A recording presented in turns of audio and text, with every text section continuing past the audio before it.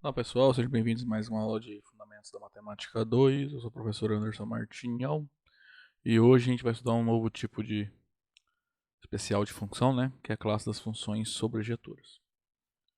A ideia é basicamente eu vou definir esse conceito, depois a gente vai resolver vários exemplos aí, né? Verificar se aquelas funções que nós vivíamos na aula passada, né? Quando a gente estudou a injetividade, ver se elas são sobrejetoras também, tá? Qual a ideia por trás desse conceito? Supõe que tem em f uma função de a em b. Agora vamos lembrar o que é a imagem da função, né? Isso aqui é o subconjunto, né, do contradomínio, né? Lembra, o B é o contradomínio.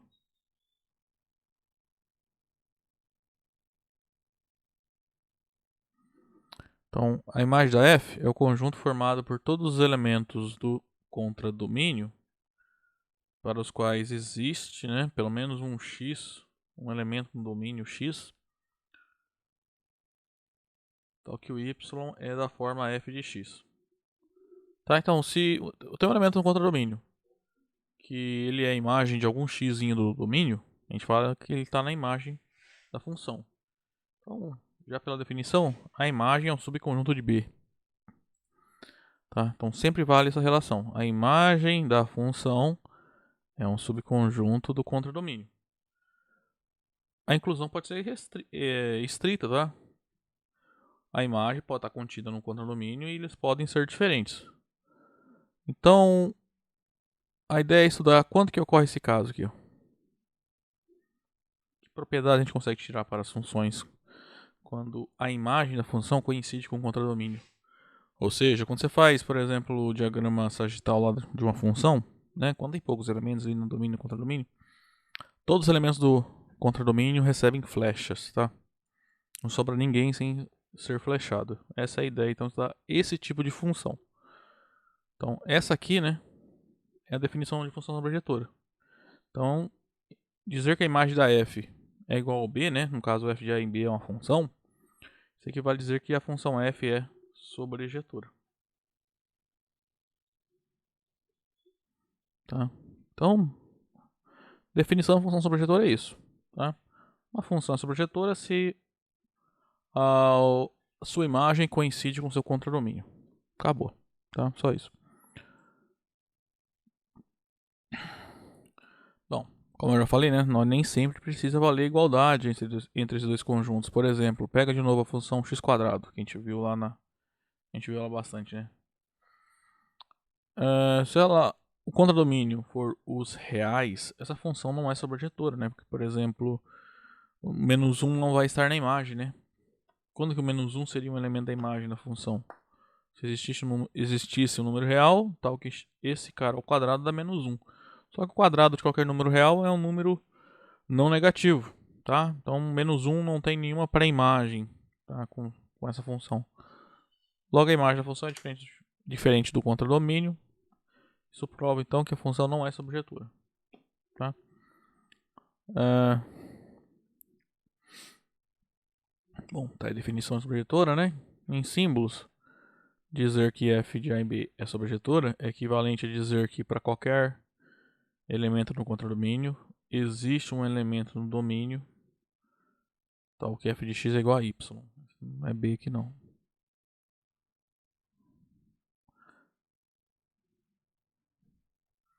Tá? Bom, essa definição então de função sobrejetora, tá? Então o que eu vou fazer de agora em diante é ver alguns exemplos com vocês, tá? Vou começar com um exemplo simples. De novo, função x², que a gente acabou de ver, não é sobrejetora, né? Vou explicar aqui. Note que essa função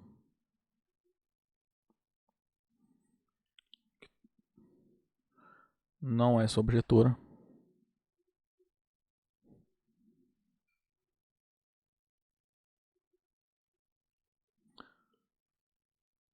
Com efeito, se eu pegar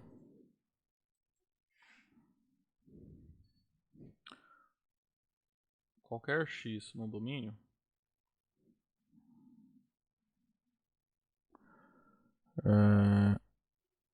que no caso é os reais, né? nós temos que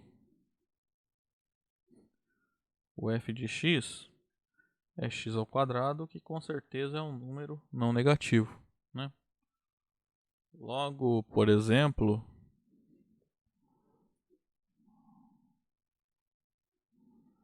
a gente tem o seguinte aqui, que esse intervalo aqui, ó, que é o constituído por todos os números negativos, né? Ele não está contido na imagem da função f.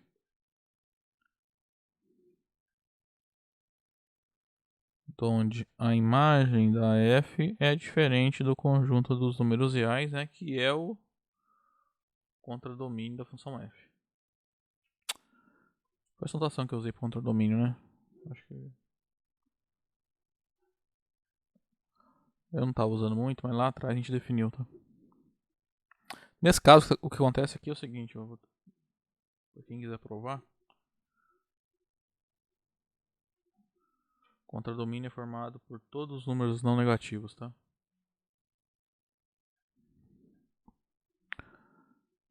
Então, essa função, do jeito que está escrito aqui, com esse contradomínio, não é subjetora.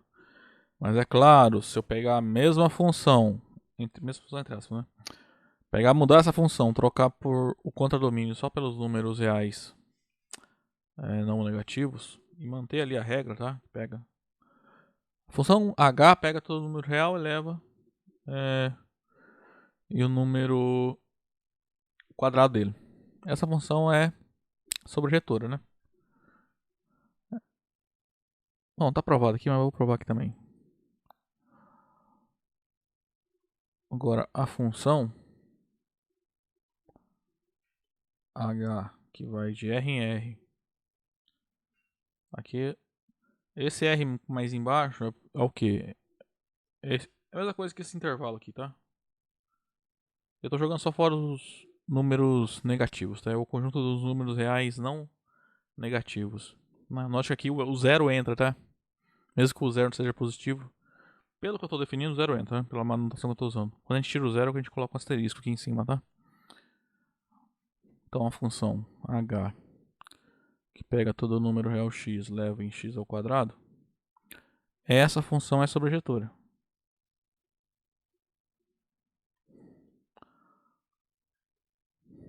Então a gente tem que mostrar que para qualquer número no controle que eu pego, eu consigo um elemento, um domínio, que é para a imagem dele, né?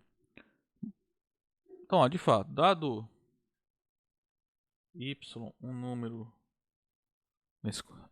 não negativo, eu tenho que pegar um x. Ó, eu tenho que resolver essa equação aqui. Eu quero encontrar um x tal que f de x é igual a y. Deixa eu mudar. Aqui é rascunho, tá? Eu quero que f de x seja igual a y. Então x ao quadrado tem que ser igual a y, né? Porque o f de x é x quadrado. Perdão, aqui é h, né? A função h por cada de x é y. H de x, por definição, é x quadrado. Então quem é o x que eu tenho que pegar? É a raiz quadrada de y. A princípio, para resolver essa equação simplesmente, você vai pegar mais ou menos raiz quadrada de y. Só que no caso a gente só... pode jogar qualquer um dos dois, né? Só que aqui tem um detalhe. Por que eu posso extrair raiz quadrada de y? Exatamente porque o y não é negativo, tá? Se eu tentar fazer a mesma demonstração para essa função aqui, eu não consigo garantir que esse x, esse y que eu peguei aqui, seria um número positivo, né? Poderia ser um número negativo. Aí não existiria essa raiz, tá? Então, nesse caso, quem é o y, quem é o x que eu pego, tal que f dele dá o y. Pode pegar, por exemplo, raiz quadrada de y. Então, dado y um número aí no contradomínio, temos que x igual a raiz quadrada de y está no domínio. Tá, de novo, isso aqui é um número real porque y é um número não negativo. Logo, olha só, quando a gente calcula h de x, isso é h da raiz quadrada de y, que é raiz quadrada de y ao quadrado que é y, né? Então, ó, eu peguei o y, um elemento qualquer no contradomínio, e mostrei que ele está na imagem da função, né?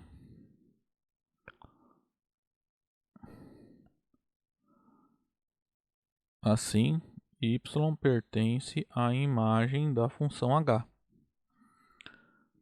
Então, o que a gente fez, ó, a gente mostrou que para qualquer y que eu pegue no contradomínio, ele também está na imagem, tá? Então, assim, o que a gente mostrou é que esse conjunto está contido na imagem. Que a imagem de H está contida nesse conjunto, isso é óbvio, tá? Então a gente já mostrou que vale a igualdade, na verdade. Porque sempre a imagem é um subconjunto do contradomínio. Para mostrar que eles são iguais, basta mostrar outra inclusão, tá? Imagem de H é o conjunto dos números reais não negativos, onde essa função H ela é sobrejetora. Bom, gente, ó, o restante dessa aula agora é só resolver exemplos, tá? Vamos lá, ó. Considera essa função. Seno de x. Tá? Só no caso que o domínio é o intervalo fechado menos 1, 1. Essa função é sobrejetora, tá? Que vocês lembram lá de trigonometria, né? O seno de qualquer número real tá sempre variando nesse intervalo, menos 1, 1, tá? Então, por exemplo, aqui, ó, o seno de π sobre 2 vale 1 e o seno de 3π sobre 2 vale menos 1. E nesse intervalo todo existem intervalo menos 1, né? Todo elemento é imagem. Tem uma pré-imagem, né? De algum número real. Tá? Essa função ela é sobrejetora. Não é injetora, né? Por exemplo, seno de zero. Perdão, zero é a imagem de vários elementos. Tipo, do zero, do π, do menos π, assim por diante. Tá? Essa função é sobrejetora, desse jeito, f, tá? Só que, por exemplo, se eu considerasse o contradomínio como sendo todos reais, essa função não é sobrejetora, né? Não existe nenhum número real, tal que seno desse número dá 2, por exemplo. Ok? Então, essa função não é sobrejetora. Desse jeito, tá? Então, o que esses dois exemplos nos mostram quando você olha a função sobrejetora, não é só olhar para a regra, tá? Contradomínio é importante. Tá?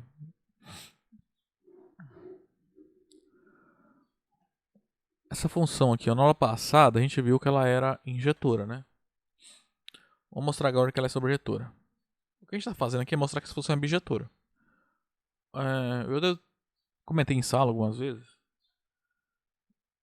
não sei se vocês lembram, sobre cardinalidade de conjuntos, né? Que quando a gente considera conjuntos infinitos, nossa intuição não ajuda muito, tá? Então, essa função aqui, basicamente já está mostrando que esse conjunto dos naturais sem zero tem a mesma cardinalidade que o conjunto dos números inteiros, tá? Então, vamos fazer um rascunho aqui. Dado z o número inteiro, tem duas possibilidades, né? Esse z é positivo. 3, vai. O z é positivo, o z é zero ou o z é negativo. Então, dado o número, eu quero mostrar que essa função é sobrejetora, tá? Ela é sobrejetora. Então, dado o inteiro aqui, eu quero mostrar que ele tem ele tem a pré-imagem. Então, primeiro caso aqui. Então, a gente vai ter três casos. Se z é positivo, quem é a pré-imagem dele? Se você olhar essa função, ela está levando naturais em números positivos e negativos, né? Ela vai levar o natural de um número positivo se esse natural for ímpar. Então, tem que encontrar um número ímpar, tal que f desse número dá o z. Tá? Então, pega, por exemplo, quem é o n que a gente vai pegar nesse caso? Então, nesse caso, bom, vou pôr assim, n vai ser 2z mais 1, né? Olha só, esse número, 2z mais 1, como z é positivo, 2z mais 1 é um número ímpar, tá? Natural. Então você pode calcular o f dele. Então se jogar na fórmula aqui, ó, vai ficar 2z mais 1 menos 1. Fica 2z dividido por 2, que é z. Se o z for 0, o n é 1, né? Que o f de 1 é 0, né? F de 1 é 1 menos 1 dividido por 2, que 1 é ímpar.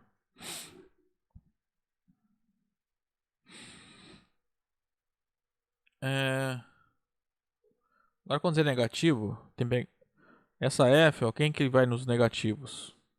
Os números pares.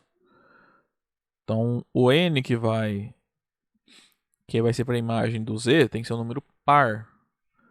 Então, como a gente vai pegar esse número aqui, ó, menos 2z. Vamos lá, se z é negativo, menos z é um número positivo, tá? Mesmo que esteja aparecendo o sinal negativo aqui, z é negativo. Então vai ficar negativo com negativo, é positivo esse número amarelo aí, tá? Esse menos z.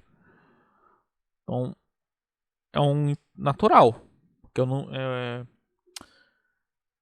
z é inteiro, né? Então o oposto de z vai ser natural. Que vai ser positivo.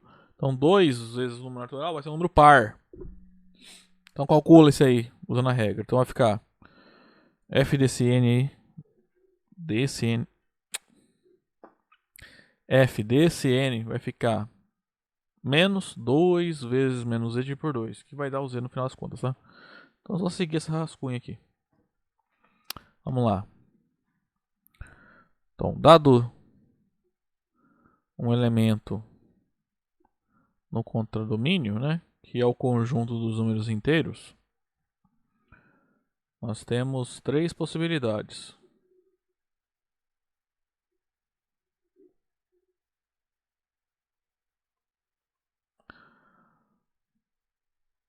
Caso 1. Se o z for positivo, a gente vai tomar n como sendo 2z mais 1. Esse aqui é um número natural. Por quê? Z é positivo, então z já é natural, então 2z mais 1 também é natural, tá? Note que nesse caso, n é um número ímpar. Logo,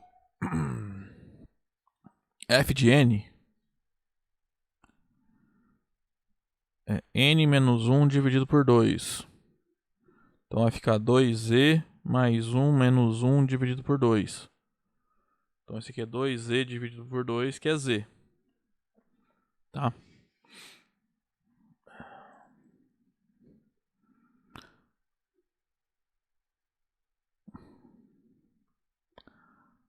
Caso 2. Se z é 0. Nesse caso aqui é tranquilo, né? Então, para n igual a 1, nós temos que o f de n é o f de 1. 1 é um número ímpar, né? Que é 1 menos 1 dividido por 2, que é 0. Que é o z. Então, 0 também está na imagem. Terceiro caso.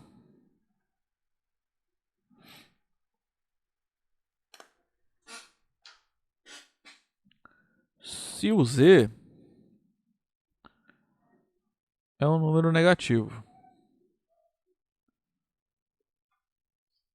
Então, se eu pegar n como sendo menos 2z, isso aqui é um número natural, né? Porque ó, z é negativo, então 2z também é negativo. Então, o oposto de 2z é positivo. Mesmo que esteja aparecendo um número de menos, o sinal de menos, que isso aqui é um número positivo, tá?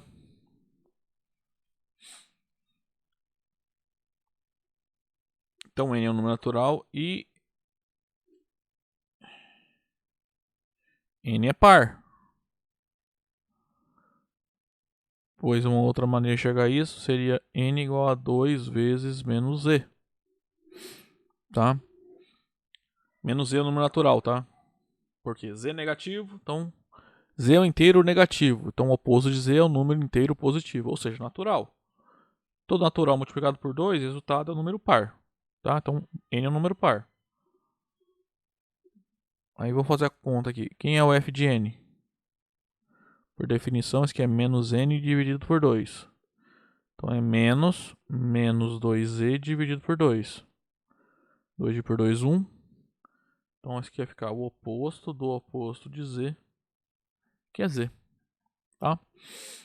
Então, ó, nos três casos, nós mostramos que o elemento considerado tem uma pré-imagem. Então, a gente mostrou que todo número inteiro tem uma pré-imagem para essa função. Tá? Então, o que a gente acabou de mostrar é que a função é sobrejetora.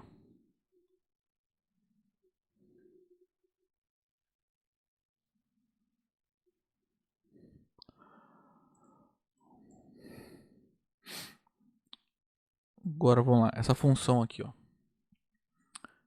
Na aula passada a gente viu que ela não é injetora, né? Mas ela é sobrejetora. Então o que essa função faz? Ó? Ela pega um par do ordenado xy e leva em um número real. Qual número? Ele faz a conta aqui, ó. X vezes y mais x mais y. Tá? Então eu tenho que mostrar que para qualquer número real que eu pegar aqui, tá, vou chamar de z, um número real, para não confundir com esse y aqui, tá? Tem que mostrar que existe algum par ordenado, tal que f desse par ordenado dá esse z que eu peguei. Então, vamos lá. Seja z um número real. Olha, nesse caso a função é tranquila, sabe por quê?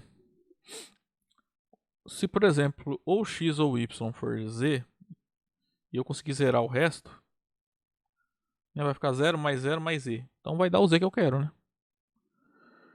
Então, por exemplo, pego o par 0z. Como z é um número real, o par 0z está em R2. Tá? Ó, seja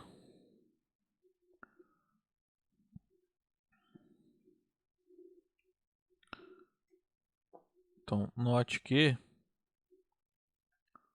vou pegar o par 0z. Ou z0 poderia ser também, ia dar certo. Não quer dizer que são os únicos, tá? Esse aqui é um elemento do domínio da função, né? E satisfaz, né? Isso aqui, ó. Quem é f de 0z? Então o que essa função faz? Pega o x e o y, multiplica os dois, aí soma com x, soma com y. Então vai ficar 0 vezes z mais 0 mais z, que é 0 mais 0 mais z, que é z. Acabou. Portanto, f é sobrejetora, porque todo elemento no contradomínio tem pré-imagem.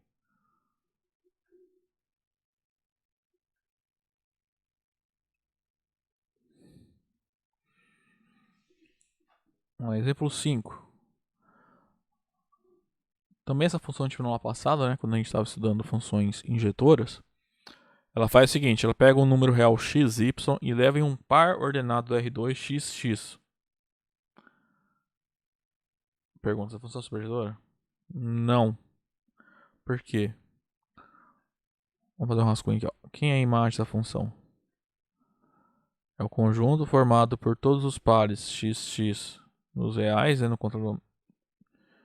contradomínio que é o R cartesiano R2, né? Em que x varia nos reais.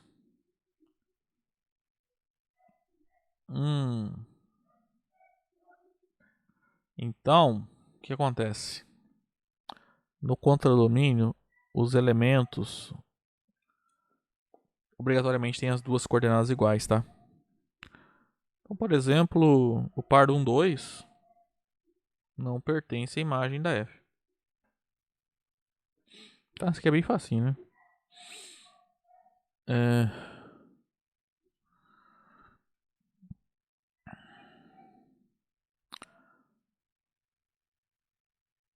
Vamos mostrar que f não é injetora. Para mostrar que uma função não é injetora, é só apresentar um outro exemplo, tá? Perdão, sobrejetora. F não é sobrejetora. É só apresentar um contra-exemplo.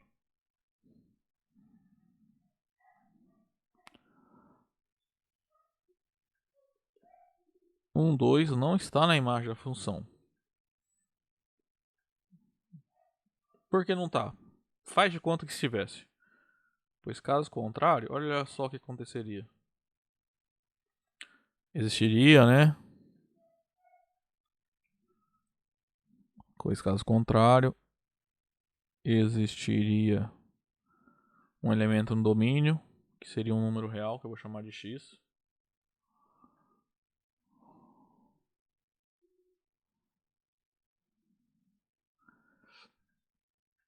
Tal que essa função é f, né?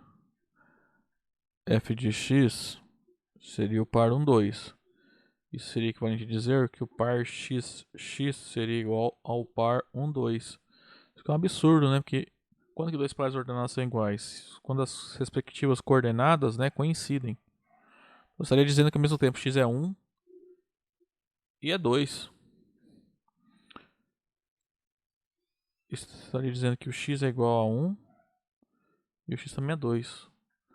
Então, no final, se isso aqui acontecesse, né? Se o par 1, 2 estivesse no domínio na imagem da função, você estaria afirmando que o número 1 é igual ao número 2, tá?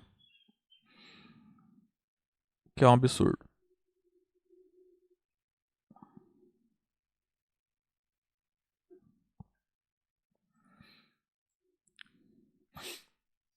Exemplo 6. Essa função aqui, será que ela é sobrejetora? Nossa, também é fácil de ver se essa função ela é sobrejetora. Por quê? Pega y número real aqui no contradomínio. Note que ele pode ser escrito como 1 vezes y.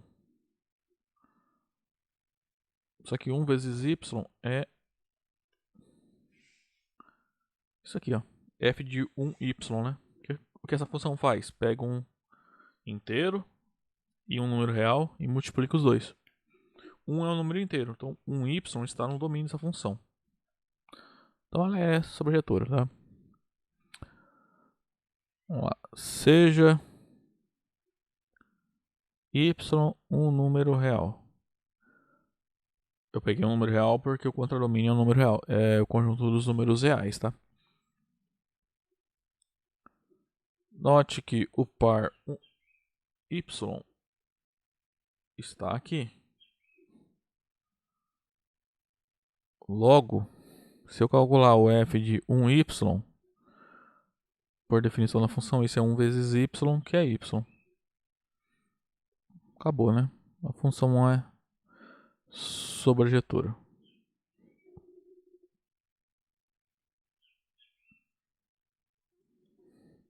Um último exemplo é função afim de novo, tá? Funções afins são todas aquelas funções cuja regra que define, né, é uma função polinomial do grau 1, tá? Mas sempre funções de R em R, tá? São as funções de R em R cuja regra é dessa forma, ax mais b, em que o a tem que ser um número diferente de zero, porque tem a regra, né, que a define é um polinômio de grau 1, tá? Então essas são as funções polinomiais de grau 1. Então para qualquer número real diferente de 0 a e para qualquer número real b que eu pegar, né, você consegue montar uma função polinomial, função afim. Esse tipo de função é sobrejetora. Vamos fazer um rascunho aqui. Ó, vamos pegar y, um elemento no contradomínio. Eu quero encontrar um x tal que f de x seja igual a y. Então, será que eu consigo sempre? Vamos ver. Então, f de x vai ser ax mais b. Aí lembra, a é diferente de zero, tá? Tem algum x que satisfaça a equação? É só a gente isolar o x para descobrir se existe ou não. Ver se a gente consegue isolar o x, né? Então a gente vai chegar aqui a x é igual a y menos b. É importante é que como o a não é zero, você pode dividir por a dos dois lados, né? Então o x vai ficar y menos b dividido por a.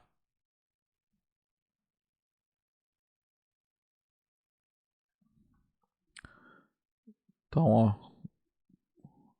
para qualquer y que você pegar no contradomínio, se você escolher o x como sendo justamente isso, você vai ver que f de x é y. Tá?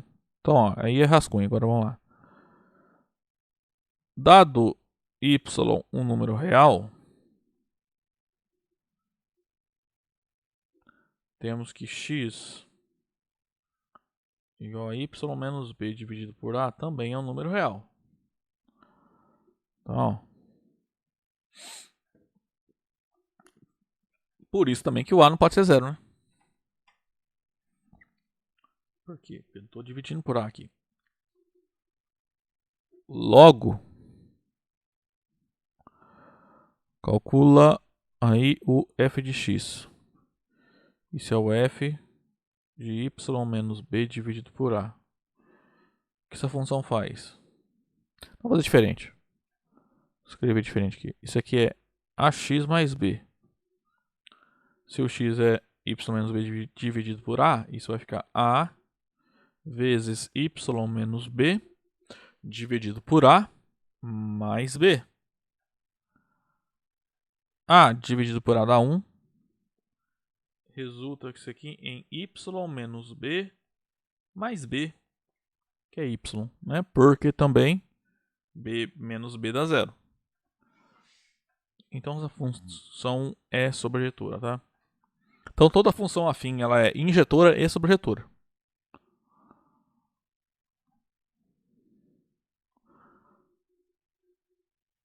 Na aula passada a gente viu, né, que essa função ela é injetora. Agora nós vimos que ela é sobrejetora, tá? Portanto essa função ela vai ser bijetora, tá? Aí, por hoje então era isso. E na próxima aula a gente volta então para estudar as funções bijetoras, tá? Isso aqui é simplesmente o quê? São as funções que ao mesmo tempo são injetoras e sobrejetoras, tá? Bom, gente, então nós nos vemos lá. Até mais.